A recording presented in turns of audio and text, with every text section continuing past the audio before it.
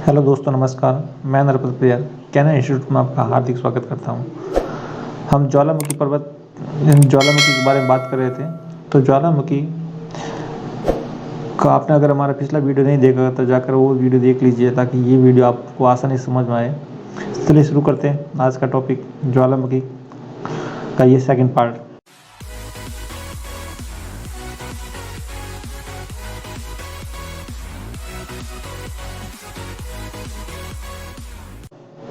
तो ज्वालामुखी की इस्लाकर्ता की बात करते हैं। पिछली वीडियो में कुछ इस्ला की बात की थी, जैसे कोलडेरा, क्रेटर झील। तो कुछ इस्लाकर्ता रह गई थी जिस पर बात करते हैं, जैसे ज्वालामुखी पर्वत, वोल्केनिक माउंटेन्स। जब ज्वालामुखी उद्गार से शंकु बहुत बड़े आकार के हो जाते हैं तो ज्वालामुखी पर्वतों का निर्माण होता है। इस प्रकार के पर्वत इटली, जापान, अलास्का में पाए जाते हैं। जापान का फ्यूजियामा विश्वविख्यात ज्वालामुखी पर्वत है। ठीक है, समझ में आया। नेक्स्ट आगे चलते हैं। लावा पठार। ज्वालामुखी विस्फोट से अल्प सिलिका लावा निकलने पर विस्तृत पठारों का निर्माण होता है। भारत का दक्षिणी पठार इसका सबसे अच्छा उदाहरण है। और एक उदाहरण की बात करें, जैसे संयुक्त राज्य अमेरिका का कोलंबिया पठार, ये लावा पठार से निर्मित है। चलो नेक्स्ट बात करते हैं इस्लाकर्ता की, राक अथवा शेंडर शंकु। प्रकाश के बाहर हवा में उड़ा हुआ लावा शीघ्र ही ठंडा होकर ठोस टुकड़ों में परिवर्तन हो जाते हैं, जिसे हम सिंडर कहते हैं। ये देखने में राख के समान होता है। इस प्रकार विस्फोटी ज्वालामुखी द्वारा जमा की गई राख अंगार से बनने वाले शंक्वाकार आकृति को हम राख अथवा सिंडर शंकु कहते हैं। ये अपनी रचना में पूर्ण शंकु होते हैं, परंतु इसकी ऊंचाई 300 मीटर से अधिक नहीं होती। इसके किनारे अवतल होते हैं। ऐसे शंकु हवाई द्वीप में अधिक पाए जाते हैं। ठीक है, आगे चलते हैं। अम्ल लावा शंकु अथवा गुम्बद, एसिड लावा कोन और डोम। इनका निर्माण अम्ल लावा से होता है। इस लावा में सिलिका की मात्रा अधिक होती है, अतः काफ़ी गाढ़ा और चिपचिपा होता है। इस प्रकार का ज्वालामुखी से निकलने के तुरंत बाद इसके मुख के आसपास जम जाता है और तीव्र ढाल वाले गुम्बद का निर्माण कर देता है, जैसे इटली का स्ट्रोम्बोली, फ्रांस में पाई डी डोम। इसके बहुत से उदाहरण हम ले सकते हैं। संकुस्त शंकु, कोन इन पोन। इन शंकुओं को नेस्टेड कोन भी कहते हैं। प्राय ये शंकु के अंदर ही एक शंकु बना रहता है। ऐसे शंकुओं में विषुवत का शंकु सबसे अधिक प्रसिद्ध है। आगे चलते हैं, बात करते हैं ज्वालामुखी से होने वाले लाभ और हानियाँ। तो क्या लाभ हो सकते हैं और क्या क्या हानियाँ, ये चर्चा करते हैं हम। सबसे पहले हम चर्चा करते हैं ज्वालामुखी से लाभ कौन कौन से हैं। तो ज्वालामुखी से भूगर्भ की स्थिति का हमें ज्ञान होता है कि भूगर्भ के अंदर कितना गहराई पर कितनी क्या चीज़ें हैं। ये हम ज्वालामुखी से ही पता चलता है, ज्वालामुखी और भूकंपों के बारे में। और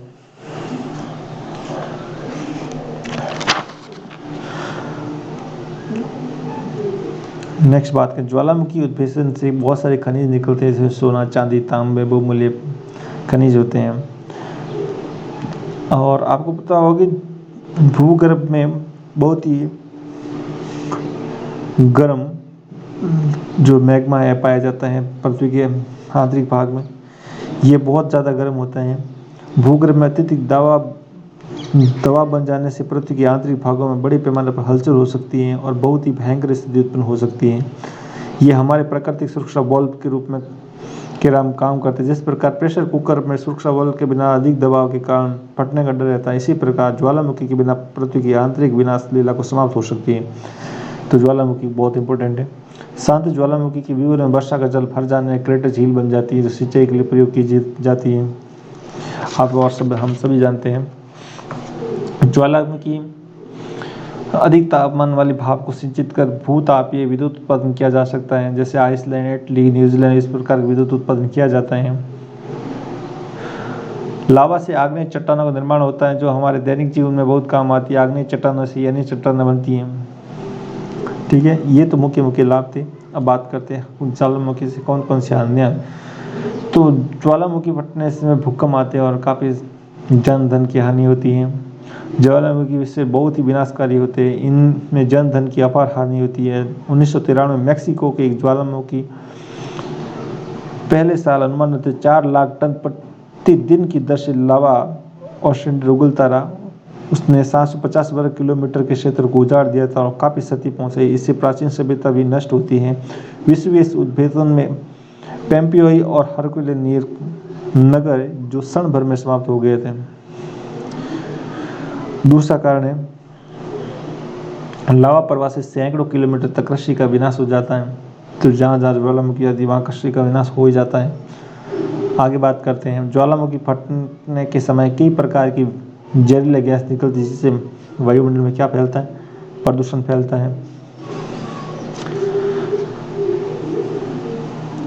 ज्वालामुखी तलहटी पर विस्फोट होने से मछलियां मर जाती हैं। भूमंडल के मानचित्र में क्षण भर में परिवर्तन हो जाता है। क्राकोताओ द्वीप पर ज्वालामुखी के उद्भेदन से इस द्वीप का अस्तित्व ही मिट गया था। तो बहुत सारे लाभ है, बहुत सारी हानियां है ज्वालामुखी को, आपको मजर मौजूद ध्यान रखनी है। ठीक है, आगे बढ़ते हैं। ज्वालामुखी का वितरण किन किन क्षेत्रों में, यानी डिस्ट्रीब्यूशन ऑफ वोल्केनोज। तो विश्व के ज्वालामुखियों के वितरण देख से स्पष्ट हो जाता है कि ये वितरण किसी विशेष क्रम के अनुसार ही हुआ है। अधिकांश ज्वालामुखी समुद्र तटों के निकट और द्वीपों के स्थित हैं, क्योंकि इन भागों में समुद्री जल के भूगर्भ में पहुंचने की संभावना अधिक होती है। और इसका दूसरा कारण होता है, दूसरा प्रमुख नवीन क्षेत्र नवीन वलित पर्वतों का क्षेत्र है। इन क्षेत्रों में पर्वत निर्माणकारी हलचलों के कारण बड़े वलनों के प्रदेशों में भूपटल बहुत अस्थिर और दुर्लभ हो जाते हैं, जिससे ज्वालामुखी का विस्फोट होता है। विश्व में कौन कौन सी प्रमुख ज्वालामुखी पेटियां हैं, बात करते हैं। सबसे पहले पेटी है प्रशांत महासागरीय पेटी। ये एक विस्तृत पेटी है जिसे प्रशांत महासागर का अग्निवलय या पैसिफिक रिंग ऑफ फायर कहते हैं, बहुत इंपॉर्टेंट है। ये पेटी ज्वालामुखी की सबसे महत्वपूर्ण पेटी है। ठीक है, आगे बढ़ते हैं। मध्य विश्व पेटी और तीसरी पेटी है अफ्रीकन रिफ्ट घाटी पेटी, और कुछ अन्य बेल्ट भी है ज्वालामुखी वितरण के। तो आइए हम बात करते हैं, मैप पर देख के चर्चा करते हैं इन पर। जैसे ये मुख्य मुख्य वितरण है, जैसे आप मैप में दिखाई दे रहा है, जैसे ये प्रशांत महासागरीय वलय है, यानी प्रशांत महासागरीय पेटी है।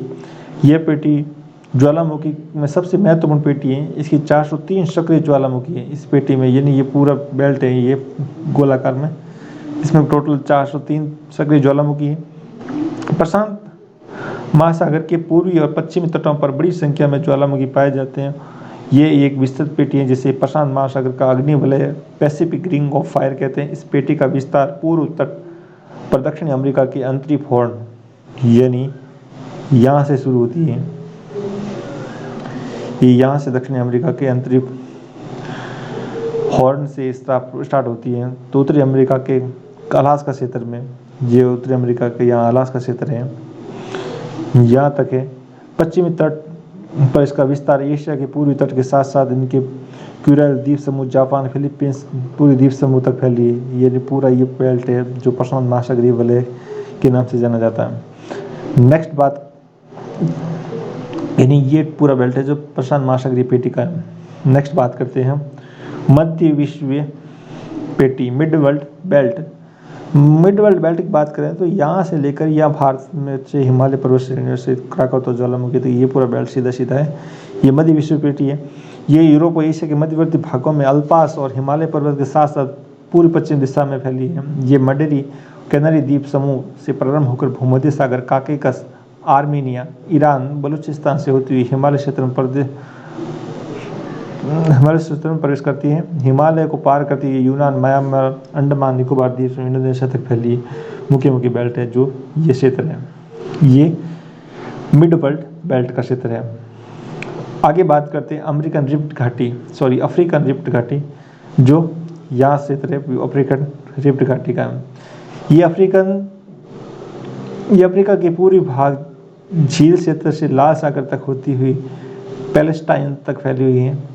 इसका सबसे सक्रिय ज्वालामुखी है जो कैमरून पर्वत है। तंजानिया किलिमंजारो एक मर्द ज्वालामुखी जो भ्रंश घाटी से बाहर है। यहाँ भ्रंश घाटी से बाहर से तंजानिया का किलिमंजारो ज्वालामुखी है, यानी ये वाला क्षेत्र है जो अफ्रीकन रिफ्ट वैली का है। और अन्य क्षेत्र भी बहुत सारे हैं, जैसे अटलांटिक महासागर में भी है। इस महासागर में केप वर्डे प्रमुख है। आइसलैंड के बीच में भी अधिक सक्रिय ज्वालामुखी हैं। एजोर, सेंट हेलेना आदि अन्य ज्वालामुखी हैं। हिंद महासागर में कोमारोस, मॉरिशस, यूरियन आदि प्रमुख ज्वालामुखी हैं। अंटार्कटिका महाद्वीप में रॉस सागर, तटीय भागों में बुश टेरर सक्रिय ज्वालामुखी है। ये मुख्य बातें थी ज्वालामुखी की। अब ज्वालामुखी से जुड़े हुए कुछ महत्वपूर्ण प्रश्नोत्तरों पर बात करते हैं, चर्चा करते हैं एक एक प्रश्न पर आराम से। और मैंने चूज करके बहुत इंपॉर्टेंट क्वेश्चन निकाले हैं, तो आइए चर्चा करते हैं एक एक क्वेश्चन पर। पहला सवाल है हमारे सामने, निम्नलिखित कथनों पर विचार कीजिए। स्ट्रोम्बोली एक सक्रिय ज्वालामुखी है, बिल्कुल ऐसा। विषुवत तुल्य ज्वालामुखी केंद्रीय उद्गार वाले ज्वालामुखी है, ये भी बिल्कुल सही बात है। उपरोक्त में ऐसी कौन सा कथन सही है? तो दोनों ही कथन सही है अपने पास, तो आंसर अपना होगा सी। नेक्स्ट क्वेश्चन पर बात करते हैं, निम्नलिखित में से कौन सा युग्म सुमेलित नहीं है, यानी कौन सा जो जोड़ा है आपस में सेट नहीं होता। हवाई तुल्य ज्वालामुखी उद्गार कोलंबिया पठार, सही है बिल्कुल। स्ट्रोम्बोली तुल्य ज्वालामुखी उद्गार हेल का आइसलैंड में, बिल्कुल सही बात है। वल्केनियन तुल्य ज्वालामुखी उद्गार क्राकातो इंडोनेशिया का, ये भी सही है। और विषुवत तुल्य ज्वालामुखी उद्गार माउंट पिली, ये गलत है क्योंकि माउंट पिली पश्चिमी द्वीप समूह में स्थित है और ये पिलिन तुल्य ज्वालामुखी विस्फोट का उदाहरण है। तो क्या आंसर होगा इसका?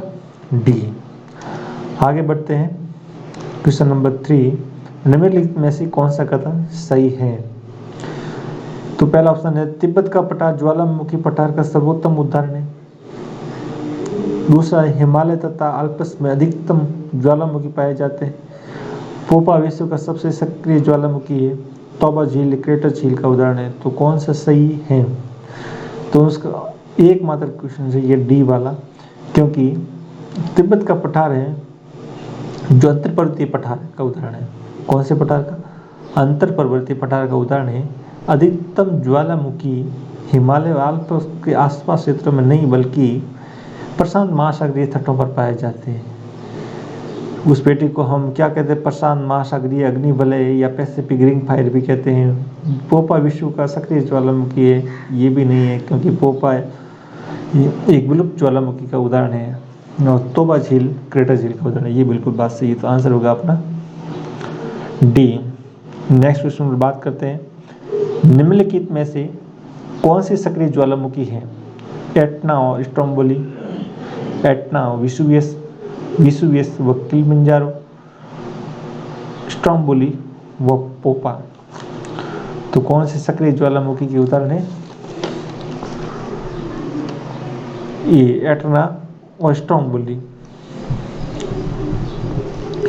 इटली का एटना तथा सिसिली का स्ट्रोम्बोली विश्व के अत्यधिक सक्रिय ज्वालामुखियों में से एक है। इटली का विसुवियस प्रसुप्त ज्वालामुखी के उदाहरण है। तंजानिया का किलिमंजारो भी प्रसुप्त ज्वालामुखी का उदाहरण है। और म्यांमार का पोपा एक विलुप्त ज्वालामुखी का उदाहरण है। ठीक है, आगे बढ़ते हैं, निम्नलिखित में से किस क्षेत्र में सर्वाधिक ज्वालामुखी पाए जाते हैं? कनारी द्वीप में, हवाई द्वीप में, अलास्का में, आइसलैंड में। तो हम जानते हैं अलास्का क्षेत्र जो पैसिफिक रिंग ऑफ फायर के बेल्ट में आता है, तो सर्वाधिक ज्वालामुखी भी यही होंगे। तो आंसर होगा इसका सी। आगे चलते हैं 6 नंबर क्वेश्चन पर, जो सूची दे रखी, सूची 1 और सूची 2 से सम्मिलित करनी है। सूची 1 में ज्वालामुखी दे रखी, सूची 2 में देश के नाम। Mount Rainier Italy, Etna Mexico, Paricutin Philippines, Taal USA. तो इनको जोड़ा सेट करना है। तो माउंट रेनियर मैक्सिको में है, एटना सभी जानते हैं इटली में, पारिकुवेट यूएसए में और ताल फिलीपींस में। तो आपका पहला आंसर से पकड़ में आ जाएगा, जैसे माउंट ट्री नियर मैक्सिको में, तो इसका आंसर क्या होगा 3। ज्वालामुखी से सबसे अधिक कौन सी गैस निकलती है? तब ज्वालामुखी के बारे में विस्तृत अध्ययन किया, हम जानते हैं कि ज्वालामुखी से निकलने वाली गैसों में 60 से 90% किसकी मात्रा होती है? ज्वालामुखी जल वाष्प का किसकी मात्रा होती है? जल वाष्प। इसका आंसर होगा ए। निम्नलिखित में से किस सागर में ज्वालामुखी का उद्गार नहीं होता है? काला सागर, कैरेबियन सागर, बाल्टिक सागर, दक्षिण पूर्वी सागर। तो कौन से सागर में नहीं होता? कैरेबियन सागर। तो इसका आंसर होगा बी।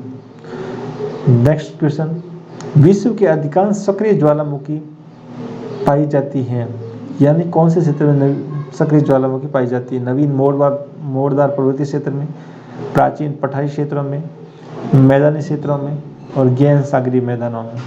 तो कहाँ पाई जाती है विश्व के अधिकांश सक्रिय ज्वालामुखी? नवीन मोड़दार पर्वतीय क्षेत्रों में है। तो इसका आंसर होगा ए। नेक्स्ट क्वेश्चन की बात करें, क्वेश्चन नंबर 10, निम्नलिखित में से किसे प्रकृति का सुरक्षा वॉल कहा जाता है? भूकंप, ओजोन गैस, ज्वालामुखी, ये सभी जानते हैं जिस पर हमने विश्वासता की थी। किसे कहते हैं? ज्वालामुखी का सुरक्षा वॉल ज्वालामुखी। क्यों? ज्वालामुखी भूगर्भ में बने हुए बहुत ही उच्च दाब को बाहर निकालने में सहायता देते हैं। भूगर्भ में अत्यधिक दबाव बन जाने से पृथ्वी के आंतरिक भागों में बड़े पैमाने पर हलचल हो सकती है। ये हमारे लिए प्राकृतिक सुरक्षा वॉल के रूप में काम करता है। जिस प्रकार से प्रेशर कुकर में सुरक्षा वॉल के बिना अधिक दबाव बढ़ने से उसके फटने का डर रहता है, उसी प्रकार से विनाशलीला हो सकती है जिसकी सुरक्षा हमारी कौन सी करती है? ज्वालामुखी। ठीक है, तो इसका आंसर होगा सी। नेक्स्ट क्वेश्चन बात करें, एयरबस ज्वालामुखी कहाँ स्थित है? तो ये ज्वालामुखी है जो अंटार्कटिका महाद्वीप के में स्थित है, और अंटार्कटिक स्थान है, महाद्वीप में स्थान है जो माउंट एरेबस पर है, जो अंटार्कटिक महाद्वीप की सबसे सक्रिय ज्वालामुखी में से एक है एयरबस। ठीक है, आंसर होगा इसका डी। नेक्स्ट आगे बढ़ते हैं, पृथ्वी की सतह के नीचे द्रवीभूत यानी पिघली हुई शैली कहलाती, क्या कहलाती है? यानी पृथ्वी की गहराई की बात करें तो 200 किलोमीटर अंदर तक लगभग पृथ्वी है जो पिघली हुई अवस्था में है, जिसे हम क्या कह सकते हैं? मैग्मा कहते हैं, बेसाल्ट कहते हैं, लावा कहते हैं, लेकोलिथ कहते हैं। जल्दी से बताइए भाई आंसर। तो पृथ्वी के आंतरिक भाग में अत्यधिक तापमान के कारण पिघला हुआ पदार्थ क्या कहलाता है? मैग्मा कहलाता है। जब मैग्मा पृथ्वी के आंतरिक भाग से निकलकर बाहर आता है और भूतल पर फैलता है तो उसे हम क्या कहते हैं? लावा। तो आंतरिक भाग की बात करें तो क्या होगा? मैग्मा। नेक्स्ट क्वेश्चन बात करें, 10,000 धुआरों की घाटी कहाँ पाई जाती है? तो ये अलास्का क्षेत्र में कटवाई पर्वत पर पाई जाती है। नेक्स्ट क्वेश्चन बात, निम्नलिखित में से कौन विश्व का सबसे ऊंचा ज्वालामुखी पर्वत है? तो सबसे ऊंचा कौन सा ज्वालामुखी है? इक्वाडोर का माउंट कोटोपैक्सी। कोटोपैक्सी पर्वत असल में एक पर्वत ना होकर एंडीज पर्वत श्रृंखला में आने वाला विश्व का सबसे ऊंचा एक सक्रिय ज्वालामुखी है, जो कि दक्षिणी अमेरिका के इक्वाडोर में स्थित है, जिसकी ऊंचाई लगभग 5,857 किलोमीटर है। ठीक है, तो ये हमारे ज्वालामुखी। इस पर कोई डाउट हो, किसी प्रकार डाउट हो तो हमें कमेंट कीजिएगा। चलो जाते जाते हम कुछ पिक्चर लेके आए जो ज्वालामुखी से संबंधित हैं, इसे अच्छी तरह देखिए और एंजॉय कीजिए। मैं लेता हूँ जय हिंद, जय भारत। थैंक यू दोस्तों।